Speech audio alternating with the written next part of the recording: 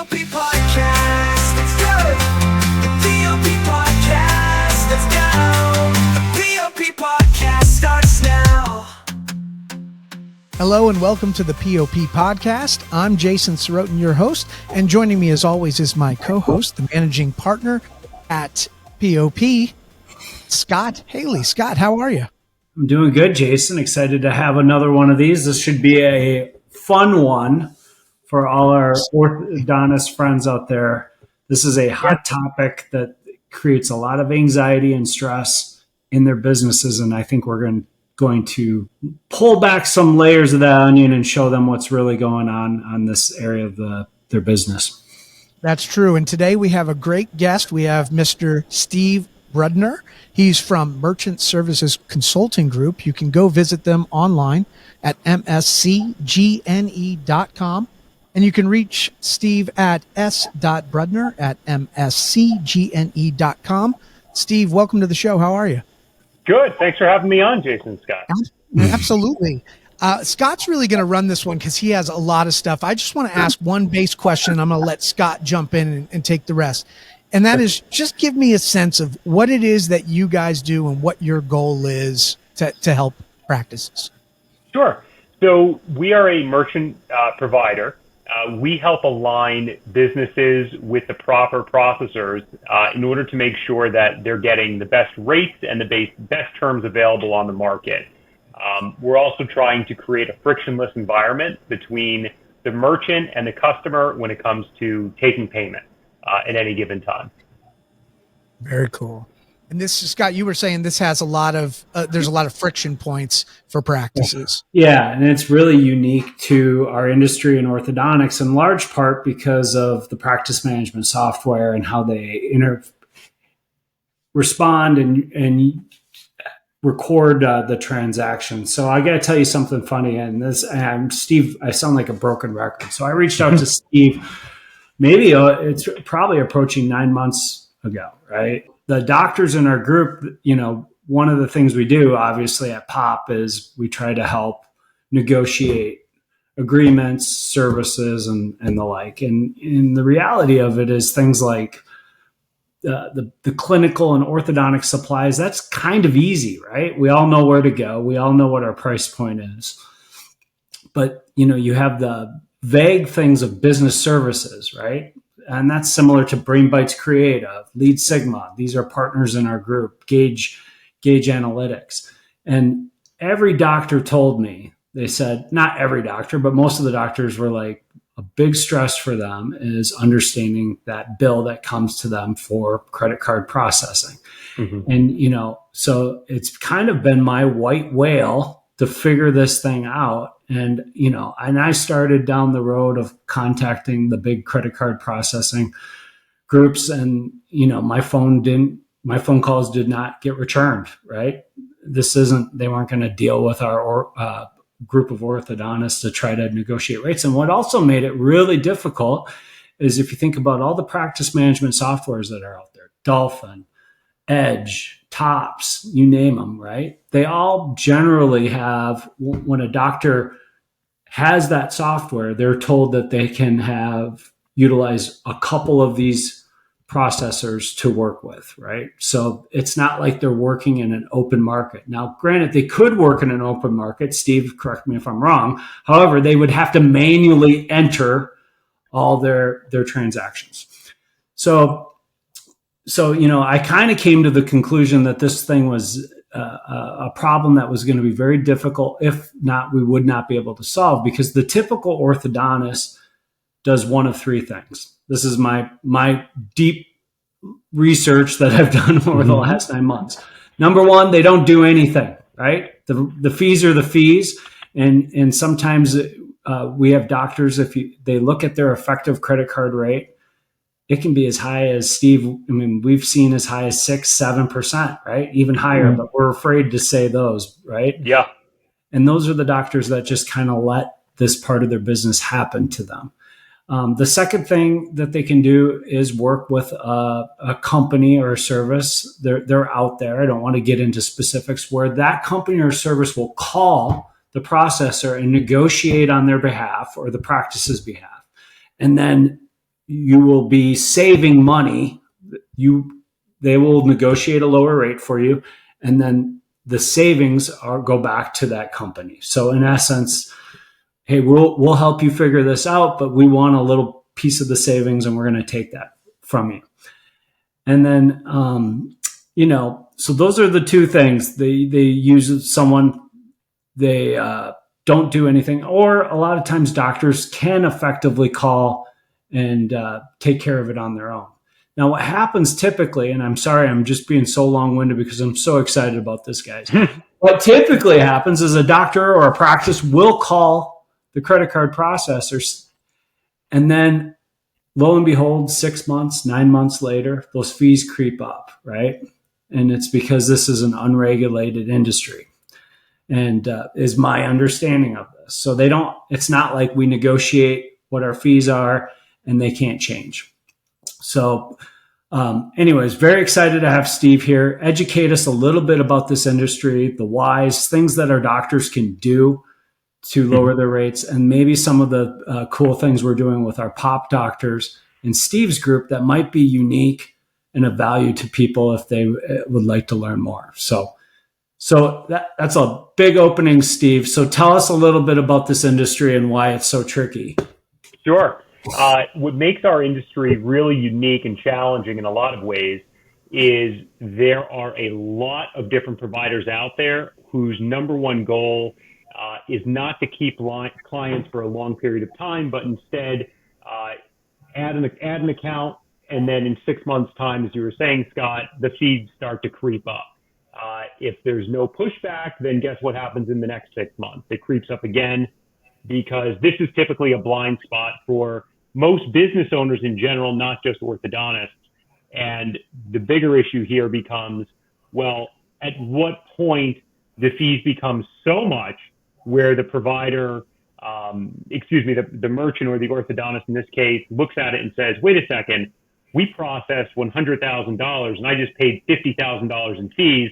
I'm paying too much money, right? There's some number there that they'll hit a number where the orthodontist says this is simply too much, and then look at it.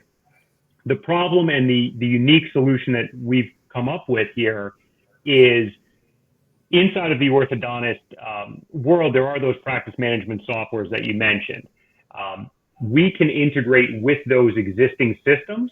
And so for the practitioners, there's not a real big adjustment from their day-to-day. The advantage here is you're going to have a company, which is ours, monitor these fees on an ongoing basis. We are not ones to raise rates. Rates do get raised twice a year from the card brands. So Visa and MasterCard twice a year raise their rates in October and in April.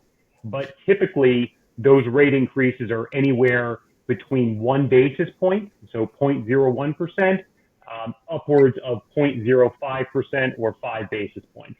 So exceptionally minor. We will pass those increases along. However, most of those increases occur on a handful of card types, not across the board.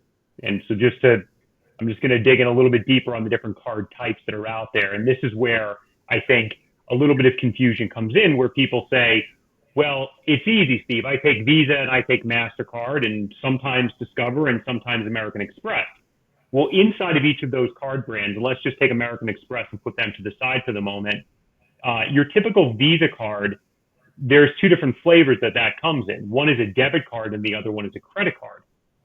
In the credit card world, the percentage that's paid is traditionally higher than that of a debit card. On the debit card side of the world, those fees are significantly lower. And in some of the cases that we've come across, Scott and Jason, what's been fascinating is not all of the time are we the best fit. But what we can do is we can analyze the statement and generally be able to find some type of a savings for the practitioner. In one instance, we had, they're not going to end up moving forward with us, but we were able to provide them with education about their statement to show them, to say, hey, in this scenario, you should have your customers enter their PIN number on their debit cards.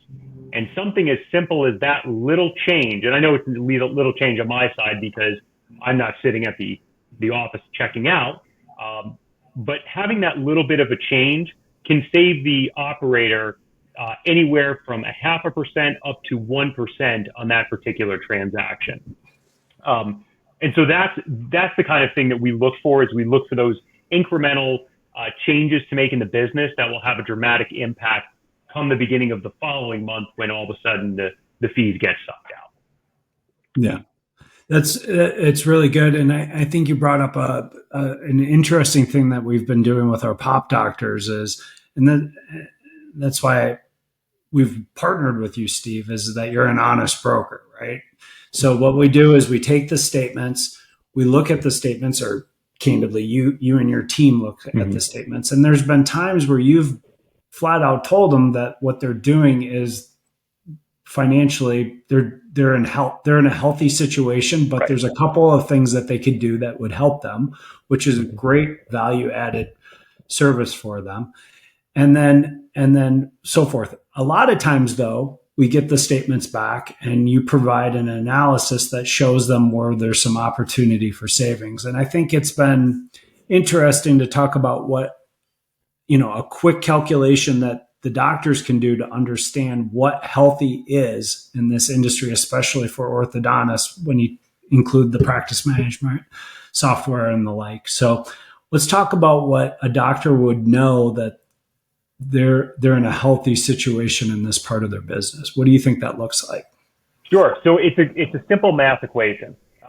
And what you'll end up doing is taking your statement from whoever the merchant provider is, take your total fees that you pay, and divide it by the total amount of volume you processed.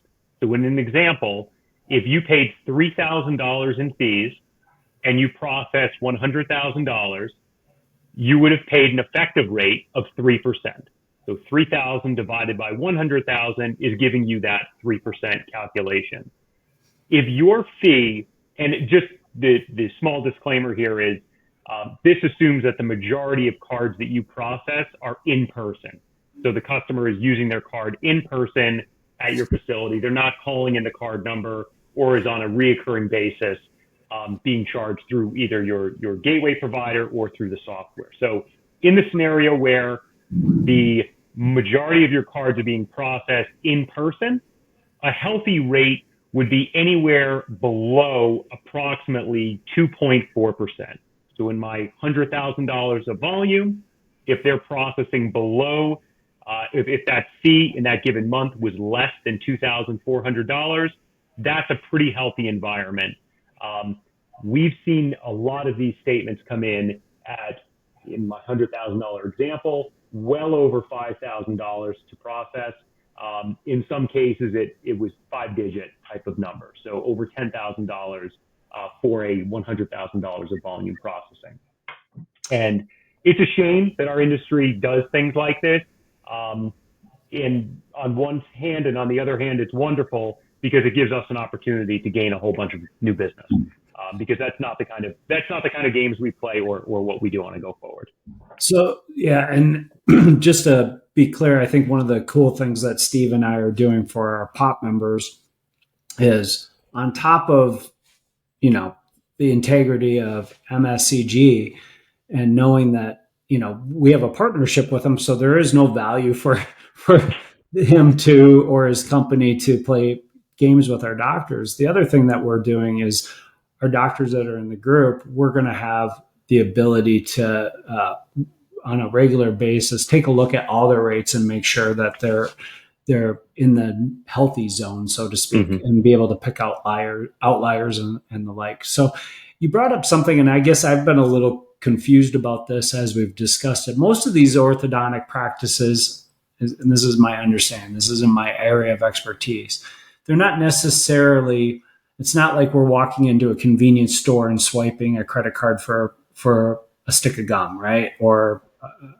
something out of the cooler, so to speak. But what's happening a lot of times is the credit card is living on a file, and they're processing reoccurring payments. Has that changed the equation on what a good effective rate should be? Because most of the time, that's my understanding of how it works in these practices. So it gets us a little bit closer to the 2.5% number. Okay. However, there's a lot of things that these practitioners can utilize, these orthodontists can utilize in their software today to help reduce their overall fee. The way that Visa and MasterCard present this is the more information you're able to provide them, the lower the rate that you will pay for that transaction. And their justification for this is the more information you're giving them, the less propensity for fraud will be evident on that particular transaction. So some of that information in particular is entering in something called AVS, or Address Verification Service. And what that means is they're looking for the address and the zip code of that consumer. My office is 111 Main Street. They're looking for 111. They really don't care if it's Main Street, Main Avenue, Main Road. They're simply looking for the numerical number, or excuse me, the numerical part of that address, along with the zip code.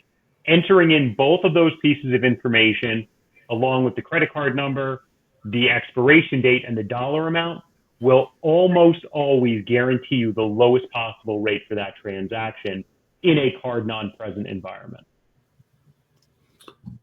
Very interesting. So going back to some of these doctors, these practices that we've seen where their rates are, north of 5%. Why does that happen? Like, no, honestly, like, how does it get to, we've looked at a lot of these, and there are a lot of practices that are in that healthy zone, right? Yep. We've seen it, but then there's like these practices that are above 3.5%, 4%. And then I look at their statements, and it's like, there's so many weird, it looks like a laundry list of $15, $50. How and why does that even happen from the onset? So the how and the why is because they're not members of P.O.P. I think it's the short answer, right? So being members of your organization enables them to have somebody looking over their statement on a regular basis to confirm that, hey, nothing funky happened, you're still within our guidelines here, and we're still okay on a go-forward basis. But to directly answer the question, it's how the account was initially set up. A lot of these providers, and our space has been morphed over the last, I would say, 10 years or so into this new catchy phrase called fintech. And what's happened is the software providers have gotten out of their lane a little bit and more into our world. And they've said, if I'm able to partner up with a merchant provider inside of my software, the valuation of my organization is higher because now these customers are more or less locked in. What ends up happening is orthodontists and a lot of skilled professions are focused on doing what they've done best for years and what they've always come to know, which is their profession. When it comes to analyzing and reviewing their merchant statement, it's generally a blind spot. And so as time goes on, especially every 6 months, the clicking starts to occur on that merchant account. And what ends up happening is the first 3 months goes by, the merchant looks at their statement and says, yeah, I'm paying about what I should be paying. No big deal. This looks fine to me. And then fast forward, a couple more months go by, it clicks up a little bit more. Maybe they review the statement that other time and they go, boy, this looks a little bit higher. And then it gets filed in the same place all the other ones go. 6 months later, they look at it again and they say, what was the old rate? Oh, back then it was, and I'm making these numbers up, back then it was 2.5. Right now, today it's 2.6 or 2.7%. It's close. It's well within the numbers I would expect. And a year goes by, and now the new benchmark that they've been comparing it against is now 2.7. So when they get their statement at 3%, they say, well, it's just a little bit higher. It's no big deal. Then they're in the back of their head, they're saying, well, that's just how much credit cards cost is 3% because it's an easy round number. And as time goes on, it continues to click up and click up and click up. And again, if they're reviewing it, which most merchants aren't reviewing this because they just assume people are honest and straightforward and shouldn't be doing things where they're kind of in the blind spot of businesses. This is how we arrive at the 5, 6, 7 or higher percent number for transactions. How can this keep happening? Like, how can people take advantage of people over and over again and people just accept it? Like it doesn't make sense. And then how does a company like you survive when you're out telling people, hey, we're not the best choice, and there's these other folks that, like, what you're saying is what I love about businesses that Yeah. have that transparency. But I've also found, as an operator who operates that way, it's also really difficult to compete, and you have to really make your case. And Jason, it's a great question. And the way we've been able to succeed is eventually, right? So in our business, we look at it and say, crumbs make cookies. Eventually this works. We know that this recipe, eventually it works. We are not going to hit the ball from a company perspective and a revenue standpoint. We're not going to hit the cover off the ball, in that first year, right? We've been around for a little while, so we've sort of, we're at a very good place from a revenue standpoint. But to answer your question, we're able to survive by being in people's ear. They know about us. They know that we're a trustworthy company, that we're not playing these gimmicks and games that you hear out there. And by not raising rates, and somebody comes into it, whether it be an orthodontist or a gas station, wherever it is, and they say, hey, we can do your credit cards for 1%, or better yet, we'll pay you if you accept credit cards through us. And you say, wow, that's a great deal. And then fast forward, 3 years, and they're paying 9% for credit cards. Well, okay, so you justified your 0.5%, and the numbers work. But the short answer, Jason, is that we're able to survive by building quality relationships with people. And most of the businesses that we work with, once they start working with us, they don't leave us, because rate is one thing, terms is another. And customer service to us is our number one value add, that we have an office that's dedicated to assisting merchants and trying to essentially give operators their time back. Because when you start to dig into these issues, as Scott mentioned earlier in the call, where you're calling these providers and you say, hey, why am I paying 5%? And the response is, well, let me take your name and number and someone will call you back, and no one ever does, right? Or they say, oh, sorry, we made a mistake on your statement. We'll adjust it, and no adjustment ever happens. That's the real world of what works and happens in our space. Fortunately for us, when somebody calls my office here, it's logged. We see it. And most of the time it's questions like, hey, we're updating our bank account. What do you need from us? And we try to make that process as seamless as possible. We use all compliant, there's a policy here in Massachusetts called the WISP policy, which is essentially making sure all your data is secure when you're transacting things back and forth. So we try our very best to make sure that we're in compliance when it comes to security. And we also want to make sure that we're making it as easy as possible for our customers to communicate with us and get things done quickly. What's one thing that a doc can do tomorrow to see if they're being taken advantage of? Get their merchant statement and just look at it. Well, yeah, sure. Send it to Scott, and Send it to Scott me. will get it over to us. Yeah. And I'll give it to Steve, and we'll shoot you straight. Like, they do a great job of giving you an analysis sheet, showing you where you're at, where they think where our pop doctors are going to be at if they decide to move forward with MSCG. The beautiful part about it too is, if Steve thinks you're doing great, he says you're doing great, right? Like, you're doing fine. And by the way, maybe look at these two things. You can call your current provider. We're not just trying to switch people's providers to switch it, because there's time savings there. I think the part that is really, really important here too, and I think our doctors that are in private practice really can understand this. And Steve, you're the owner. This is a family business that you've come into, right? And you're the owner of this company. When was the last time you were able to talk to your merchant services provider that's also has a stake in the game, just like our doctors do in their practices? Like, usually it's exactly what you said. It's the telephone tree. It's the phone game. It's like someone at the other end of the line that their reputation isn't based off of creating a quality experience. And, you and I have had many conversations. Our goal is, if people come in to P.O.P and then they also partner with you, our goal is to have them be there for the long term, not just churn them out 6 months later. That defeats the purpose. Mm-hmm. No, that lines up with us as well. And, I think that getting those statements over to Scott, we'll look at it, we'll analyze it. We try our very best to make it a concise presentation. So there's not, you're not going to be flipping through a 10-page analysis where you really don't know where it is. It's a one-page sheet, very easy to understand. And sometimes you look at it and you say, you know what? For us to save $25, is it worth it? Maybe it is, maybe it's not. But, for $25, you can get maybe a cup of coffee at Starbucks, maybe two. But is that worth it? Probably not.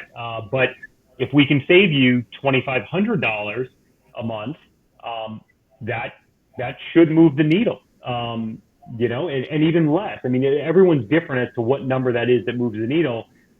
The thing that I would just like to drive home with this number is, if we could save $100 a month and someone says it's just not worth it to switch for the $100 a month, you need to remind yourself that was that month, and that's going to be the next month and the next one. And so for how long do you want to look out before you go, you know what, I should have switched to you 3 years ago because I just wasted $3,600 by being with another provider that is so kind. When I call their 800 number, I have to press 18 different characters in order to get to a human being who tells me, hey, I have 10 minutes left in my shift. I got to go. Talk to you later. And click, right? Those are real things that happen, and that's how we've been able to maintain our portfolio. Is we have people in my office that care. There's a certain, it's important to us. It's important to us that these operators have the ability to have somebody to call, because I know that, we try to use the golden rule, treat others the way you want to be treated. And if I had an issue or a problem, I'd like to be able to pick up the phone and talk to a human being immediately and say, what's the issue? What's the problem? How fast can you resolve it? That's important to us. And so that's what we've sort of built our business on. Hey, put a little wrap on here. I think let's quick talk about the time, because that is part of this equation, right? Our doctors are super busy. It's a time thing, right? Let's be honest, right? Like, we're going to do the assessment, run through how hard it is to make a switch of credit card processors. Like, sure. Let's run through the steps from an assessment, how that looks like after, if it's like they go, well, these savings looks good, to actually turning the switch in their practice. Sure. So the way that sort of that flow would be, the statement goes to Scott. Scott sends it to us. We'll generally be able to turn that around within a week. That week, we'll then do a half an hour consultation between us and the orthodontist and his finance team, his office manager, his implementation manager, or hers, and whomever that individual is as well. We'll spend our 30 minutes. We'll go over it. We'll say, we can save you $4 million a month. They say, okay, that sounds good. We'll move forward with you.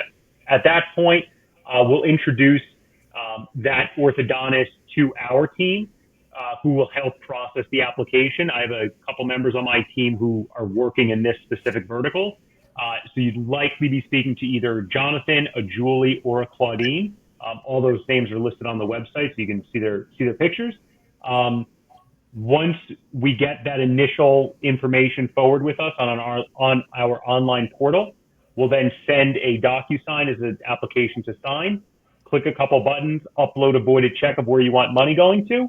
And then at that point, the application is going in for approval. While it's in the process of being approved, we'll have our practice management bridge, which will then reach out to the merchant, speak to the merchant, give them an idea of what the implementation looks like in terms of how to plug in the equipment, what it looks like. They'll say that sounds good. Schedule a time with our installer at that time. And then once equipment is deployed, we'll send the FedEx tracking label or UPS. And then once the equipment arrives on site, the people in the office will then call in to our individual who will help them with that. She'll walk them through plugging in the equipment, how to run a test sale, how to upload information into the online reoccurring billing module. And then once all that's completed, they're up and running. From start to finish, once that equipment arrives, we're talking half an hour at most. And that's if, there's a few stations to implement. But in terms of the application flow, it's pretty basic. We're not asking anything that's over the top. I'll just put an asterisk on that. I'm going to come back to it in a moment. But most of the information is basic stuff. Corporate name, tax ID, address, owner's information. That's all pretty basic. The asterisk is if they're doing some serious volume. Serious volume being defined as, over $1.5 million a month, over $2 million a month. We might ask for something more, like 3 months previous merchant statements, maybe a bank statement. If you're processing over like a 10 million a month type of number, at that point we might need to dig deeper and ask for a tax return or two. But we'll be with them the whole way, assisting with all of that. Amazing. Thank you, Steve Brudner from Merchant Services Consulting Group. You can visit them online at mscgne.com, and you can email Steve at s.brudner@mscgne.com. Anything else that you'd like to leave people with today, Steve? No, thanks a lot for the time, Jason, Scott. Really appreciate being on here and the opportunity to help some of your members. And I think it's going to be a great opportunity for these doctors to save some dollars. And we're talking about thousands. It's not, $5 or $6 here. It's thousands of dollars and probably upwards of tens of thousands. Yeah. And look at the annual basis. And Jason, I think that's the part that I found exciting. The conversations with our members, it's like we're sitting here talking about how we can save doctors, 50 cents, 75 cents on a pack of gloves. And that seems like an important way to save money in a practice. And I don't want to diminish that, but what a practice can do by taking the time to get tight on this area, we're talking about saving potentially thousands of dollars a month. And listen, if you're a private practice and you're out there and you are, needing these kinds of pearls and you need, group buying powder and you want to stay independent, you need to go to pop-ortho.com. You're going to click that schedule an intake call. You're going to have a conversation with Scott and you're going to hear about all the cool things. And you can see Scott really loves helping doctors. Your passion really came out today. It was awesome. Really appreciate that. Anything else you'd like to add, Scott, about Pop? Nope. Go ahead, get a hold of me. One of my favorite things is when you guys reach out and I get to learn about you, your practice, and share some of the exciting things that we have going on in our group. And, as we grow here, we're a network of private practice doctors. And so what we're trying to build is all those things that as a group that you would have if you transact your practice to a bigger organization. And rest assured, those bigger organizations have people like Steve in the background making sure they're being pretty polished on these types of things. If you look at the corporate orthodontic groups out there, rest assured, I don't think they're paying 5-6% in credit card fees. They're probably not, they have someone like Steve helping them navigate this space. So that's what we're providing our doctors. That's pop-ortho.com. And if you're in need of marketing services, you want to fill seats so you can get those credit card processes rolling, hit up Brain Bites Creative. Go to brainbitescreative.com. Email Caroline at brainbitescreative.com for a free marketing evaluation worth $5,000. Gentlemen, thank you so much for your time. On behalf of the whole Pop team, we appreciate you. We will see you next time. P.O.P. Podcast.